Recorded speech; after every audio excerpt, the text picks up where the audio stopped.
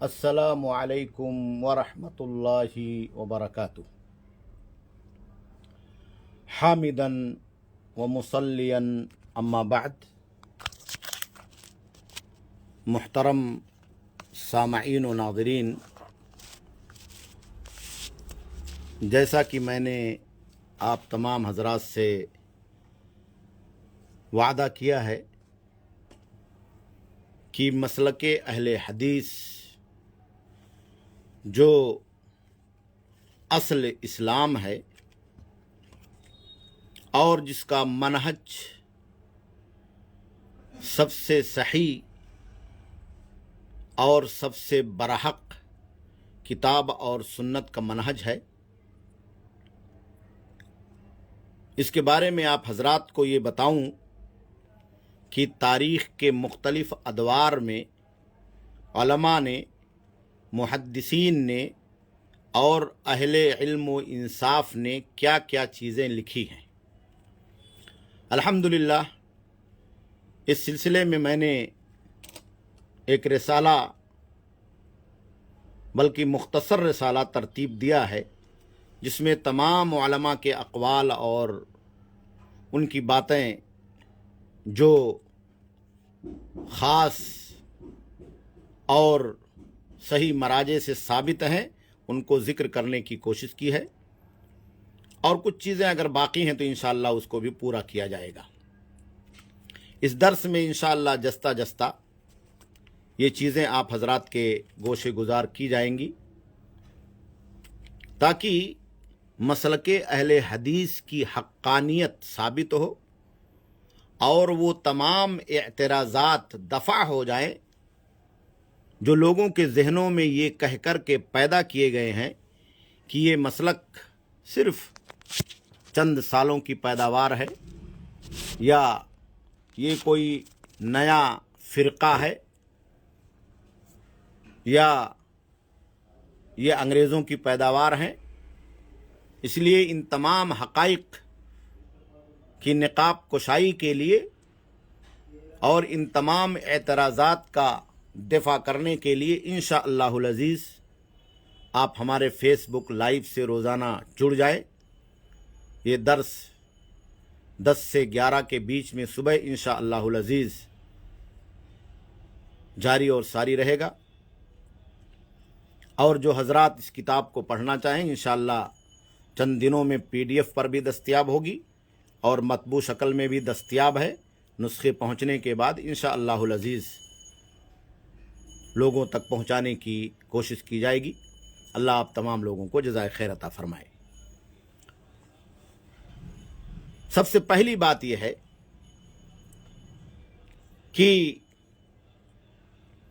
اللہ کے نبی صلی اللہ علیہ وسلم کو اس کائنات میں مبعوث فرمایا گیا، اور اس کائنات کی ہدایت کے لیے آپ کو کتاب الہی وحی منزل کی شکل میں عطا کی گئی، جس پر اللہ رب العالمین نے مہر لگائی کہ یہ وحی ہے۔ قرآن مجید میں جا بجا انزلنا، نزلنا، اوحیا کا لفظ اللہ رب العالمین نے بار بار استعمال کیا ہے، جو ہمیں اور آپ کو یہ بتانے کے لیے کافی ہے کہ شریعت کا سب سے بنیادی مصدر کتاب اللہ، قرآن مجید اور اللہ رب العالمین کی یہ وحی ہے، جسے جبریل امین نے پیارے نبی صلی اللہ علیہ وسلم تک اللہ کے حکم سے پہنچایا ہے۔ اور دوسری بات کہ قرآن مجید میں اللہ رب العالمین نے اپنی اطاعت کے ساتھ اپنے نبی محمد الرسول اللہ صلی اللہ علیہ وسلم کی اطاعت کا حکم عطا فرمایا، اطیعوا اللہ و اطیعوا الرسول فإن تنازعتم فی شیء فردوہ الی اللہ ورسولہ، اور اس طرح کی آیتوں میں یہ بات واضح فرما دی کہ قرآن کے بعد یا قرآن کے ساتھ نبی علیہ السلام کی باتوں کو ماننا، جو حقیقت میں قرآن کی تشریح اور توضیح ہیں،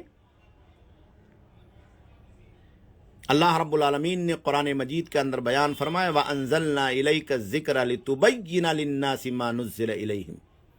اس سے یہ بات ثابت ہوتی ہے کہ اللہ کے نبی صلی اللہ علیہ وسلم نے قرآن کی کچھ تبیین، کچھ تشریح اور کچھ توضیح فرمائی ہے۔ اور دوسری چیز، اللہ کے نبی صلی اللہ علیہ وسلم نے جو کچھ قرآن کے ساتھ اپنی باتوں میں سے، اپنے اسوے میں سے، اپنے اوامر اور نواہی میں سے ہمیں اور آپ کو دیا ہے، وہ بھی قرآن کی طرح سے بالکل وحی ہیں۔ یہ بات اللہ رب العالمین نے قرآن مجید میں ذکر کی، وَمَا يَنطِقُ عَنِ الْهَوَىٰ إِنْ هُوَ إِلَّا وَحْيٌ يُوحَىٰ۔ آپ خواہشات نفس سے کوئی بات نہیں بولتے، جو کچھ بھی کہتے ہیں وہ اللہ کی طرف سے وحی ہوتی ہے۔ تو گویا کہ حدیث بھی یہ قرآن کے ساتھ وحی ہے، اللہ کے نبی کی باتیں بھی یہ قرآن کے ساتھ وحی ہے۔ اسی لیے اہل علم نے ایک کو وحی مطلوع، دوسرے کو غیر مطلوع یا وحی ظاہر اور وحی خفی کہہ کر کے تعبیر کیا۔ تو گویا کہ اللہ کی اطاعت قرآن کی شکل میں اور نبی علیہ السلام کی اطاعت احادیث مبارکہ مستندہ اور صحیحہ آپ کے اقوال اور افعال کی شکل میں یہ امت کے لیے واجب اور ضروری ہیں، اور یہ دین اسلام کا بہت بنیادی مصدر اور مرجع ہے۔ اس لیے ان باتوں کو سمجھنا اور ان دونوں چیزوں میں جو راستہ، جو منہج، جو طریقہ زندگی گزارنے کا، عقائد اور ایمانیات کا، عبادات اور بندگی کا، اور اسی طریقے سے احکام شریعت کا ذکر کیا گیا ہے، وہی ہمارے اور آپ کے لیے مستند اور معتبر ہے۔ اس لیے قرآن اور حدیث کے راستے پر چلنا یہ اللہ کا حکم ہے، پیارے نبی صلی اللہ علیہ وسلم اور آپ کے صحابہ کرام کا حکم اور ان کا طریقہ ہے، اور یہی منہج، یہی طریقہ محدثین کا رہا ہے،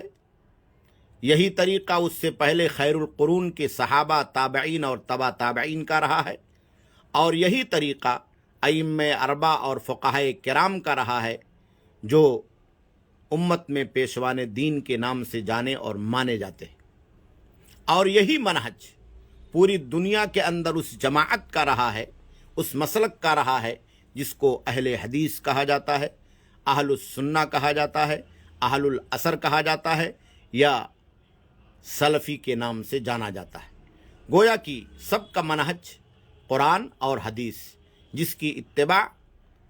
اور جس کی اطاعت اللہ نے اور اللہ کے نبی صلی اللہ علیہ وسلم نے واجب کی ہے۔ اہل حدیث کوئی فرقہ نہیں ہے، بلکہ یہ ایک منہج ہے، یہ ایک جماعت ہے، اور یہ ایک مسلک ہے۔ ان کا طریقہ وہی ہے جو قرآن اور حدیث میں اللہ نے اور اللہ کے نبی صلی اللہ علیہ وسلم نے مقرر فرمایا ہے۔ یہ خیر القرون میں صحابہ کرام کے طریقے پر چلنے کو اپنی زندگی کے لیے مشعل راہ مانتے ہیں، اور اس کے بعد صحابہ کرام کے نقش قدم پر چلنے والے تبع تابعین اور اس سے پہلے تابعین اور اس کے بعد محدثین اور ان تمام لوگوں کو اپنے لیے سلف مانتے ہیں، جو دین کی راہ میں صحابہ کے منہج کو اور اللہ کے نبی صلی اللہ علیہ وسلم کے ہاتھوں پر ایمان لانے والے، آپ کے چہرے انور کا دیدار کرنے والے اس گروہ مقدس کا منہج اور ان کا طریقہ، ان کا اسوہ رہا ہے۔ اللہ رب العالمین سے دعا ہے کہ اللہ رب العالمین ہمیں اور آپ کو یہ منہج، یہ مسلک، یہ طریقہ سمجھنے کی توفیق عطا فرمائے۔ اس پر بہت سارے اعتراضات ہیں، بہت سارے لوگ یہ کہتے ہیں کہ تاریخ میں اس کا وجود نہیں، اس لیے میں آپ کو جستہ جستہ یہ بتاؤں گا کہ قدیم زمانے سے اس منہج اور اس مسلک کے بارے میں علماء نے کتابوں میں لکھا ہے، اور یہ بیان فرمایا ہے کہ یہی اہل حق ہے، یہی اہل سنت ہے، اور یہی دنیا کے اندر شریعت کے راستے پر چلنے والے اور دین اسلام کے پہرے دار، اس کے محافظ اور پاسبان ہیں۔ انشاءاللہ بقیہ چیزیں کتاب کی روشنی میں آپ حضرات کے گوشے گزار اگلے درس میں کی جائیں گی۔ اللہ سے دعا ہے کہ اللہ رب العالمین ہمیں اخلاص اور نیک عمل کی توفیق عطا فرمائے اور صحیح باتوں کو سننے، سیکھنے اور پرکھنے کی سعادت بخشے۔ وما توفیقی الا باللہ، وصلی اللہ علی نبینا محمد، والسلام علیکم ورحمۃ اللہ وبرکاتہ۔